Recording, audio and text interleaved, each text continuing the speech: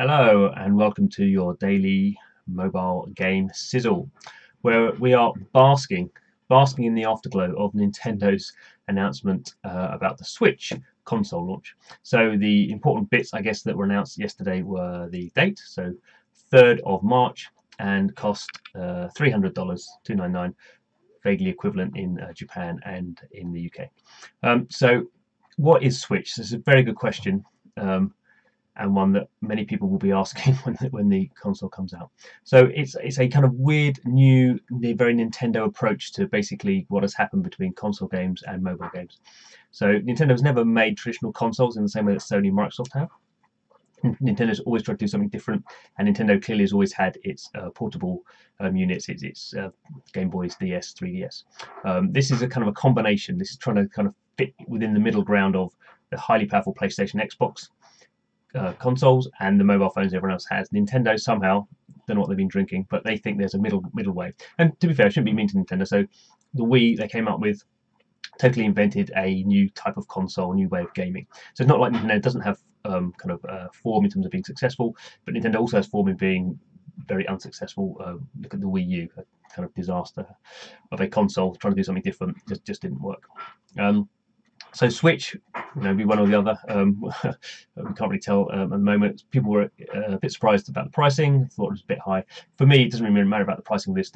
What matters is will anyone understand what it is and how it works.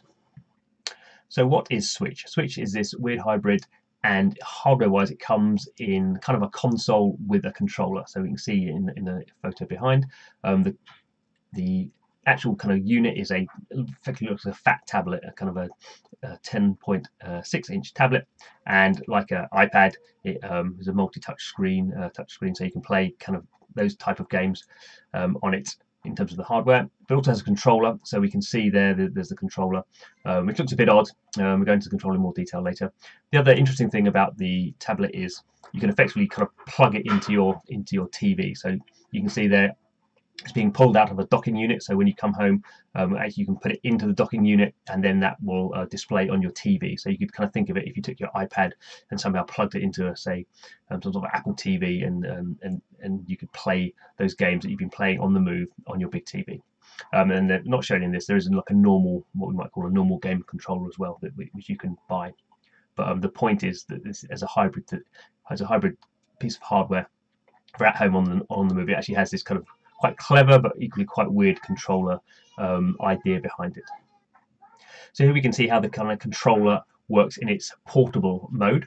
So we can see basically the two bits of the controller slide off a kind of central unit, and they slide in to the tablet. So you kind of have this left-right controller option where you slide it in to the tablet and create this kind of like integrated tablet, even though it's a touchscreen, but you do have the kind of joystick controls. They're called Joy-Con, joystick and joypad controllers, I guess is where that comes from.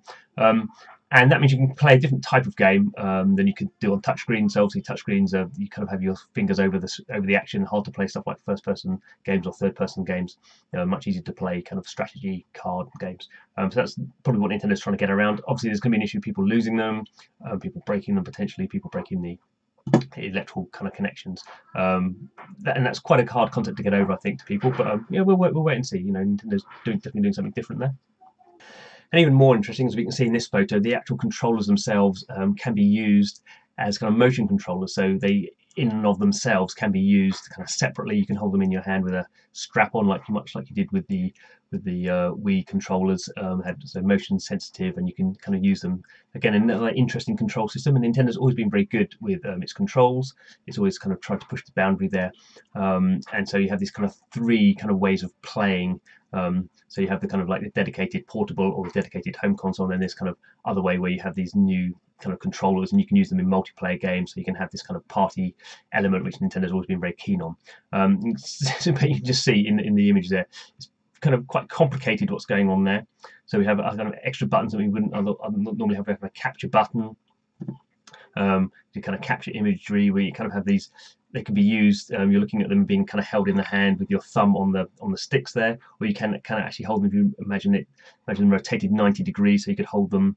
And then they have these kind of buttons, little kind of shoulder buttons on the what looking at on the side now will be on the top. So they're complicated. Complicated can be good. Complicated can also be terrible. I think sometimes when you're trying to get across a difficult concept, complicated is not necessarily the best way to go about things. Okay, what else can we say about Switch? So software is obviously very important for Nintendo consoles, and really we're still finding out what the third-party support will be. But for Nintendo, and what you care about is what Nintendo are making for its own consoles.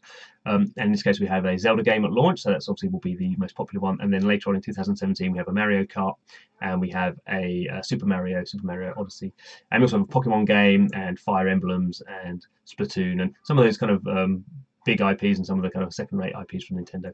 I guess the big thing with Nintendo at the moment is will it get a lot of third-party support, particularly people have problems supporting Nintendo consoles because they're just so weird, have all these different control methods. That's just confusing, that's hard for developers to get their heads around. And the other thing with Nintendo, probably a lot of developers or publishers will be looking to see will this thing actually be successful before we actually go and support it. So another question we can ask is how will Switch impact mobile gaming? Really, I don't think it will. I mean, it's not a mobile gaming platform in the same way as the mobile games we play, just because it's got controllers, and so we see it much more as a portable. And the kind of closest thing we've had to it really is PSP, PS Go.